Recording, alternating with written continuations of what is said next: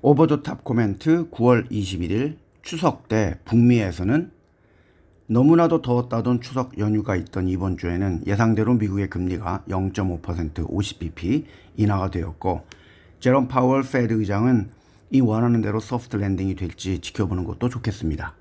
JP모건의 CEO는 인플레도 쉽게 사라지기 어렵기에 소프트 랜딩을 할 가능성에 대해서 여전히 회의적이라고 말을 했습니다. 세계 최초로 밀폐 용기를 개발했고 주부들에게 유명한, 그리고 주방에서 자주 사용되는 플라스틱 식품 용기를 생산하는 터퍼웨어가 파산 신청을 했습니다. 아직 인수자를 찾을 가능성은 남아있지만 친환경에 관심이 많은 소비자들 사이에서 플라스틱이 더는 환영을 받지 못해서 브랜드를 되살리기에는 어려울 것이라는 것이 업계의 지적입니다. 올해 들어 주가는 75% 하락했습니다. 연이어 터지는 사고로 인하여 회사의 상황이 좋지 않은 보잉은 노조들의 파업에 앞서서 현금을 보전하기 위해 많은 월급을 받는 근로자들에게 무급 휴가를 가라고 하고 있습니다. 보잉의 CEO는 수요일 직원들에게 3주간 근무하고 일주는 일이나 급여 없이 일하라고 발표했습니다.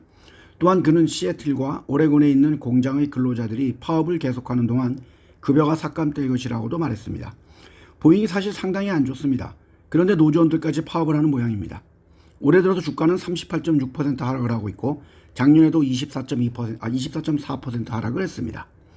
그리고 미국의 일부 회사는 지난 10년 동안 미국에서 230건 이상의 학교에서의 총격 사건이 발생하자 군인을 위해 고안된 방탄방패와 기타 제품이 담긴 배낭을 학부모와 학교를 대상으로 마케팅하고 있습니다. 단 가격이 좀 비쌉니다. 연필 케이스가 $185, 24만원 정도, 방탄 후드티는 $450, 60만원 정도, 교실의 피난처는 $6만, 7,984만원 정도입니다. 한 방탄방패 회사는 텍사스주에서 학교 총격 사건이 일어난 지 일주일 만에 부모들에게 수만 개의 제품을 판매했다고도 합니다.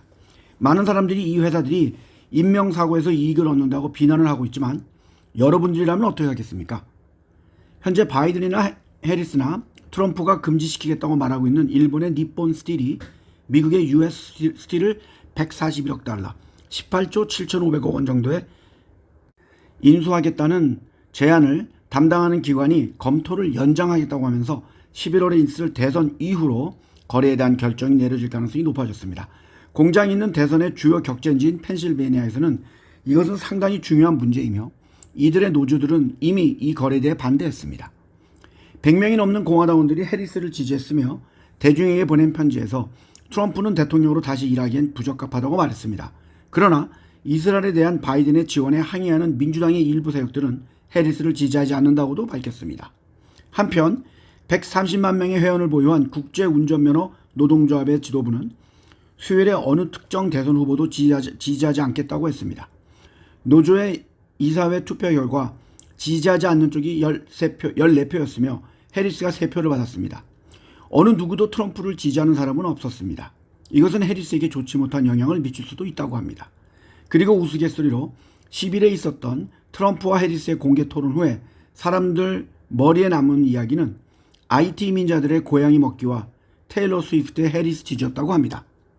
재미난 이야기입니다만 비당파이자 비영리 단체로 미국의 선거 기부금을 추적하는 단체에 의하면 일론 머스크의 로켓 회사인 스페이스X의 직원들은 해리스에게 34,526달러, 4,609만원 정도를 기부했고 트럼프에게는 7,652달러, 1,021만원 정도를 기부했습니다. X의 직원들은 해리스에게 13,213달러, 1,761만원 정도를 기부했고 트럼프에게는 500달러, 66만원 정도 미만을 기부했습니다. 테슬라의 직원들은 해리스에게 42,824달러, 5,708만원 정도를 기부한 반면 트럼프에게는 24,840달러, 3,311만원 정도를 기부했습니다. 일론 머스크는 이미 X에서 트럼프를 지지했고 좌파적 사상을 깨어있는 정신 바이러스라고 일축하기도 했습니다. 그는 2020년엔 바이든을 지지했지만 그 이후로 우경화했습니다. 트럼프는 자기가 이긴다면 머스크를 정부 효율성위원회를 이끌도록 임명할 것이라고도 했습니다. 캐나다가 주택 부족으로 인하여 이민을 억제함에 따라 2025년 학생 비자가 10% 줄었습니다. 이미 캐나다는 2024년 비자 발급을 줄인 데 이어 내년에도 더 적은 수의 외국인 유학생을 받아들일 예정이며 배우자가 취업 허가를 신청할 수 있는 외국인 근로자와 석사과정 학생의 수도 더욱 줄일 것이라고 발표했습니다. 얼마 전 브라질에서 일론 머스크의 X가 법원의 결정에 의해서 차단된 이후 X는 업그레이드를 통하여 서비스를 복구했습니다. 그런데 과연 이런 잔대가리가 얼마나 오래 갈지는 모르겠습니다.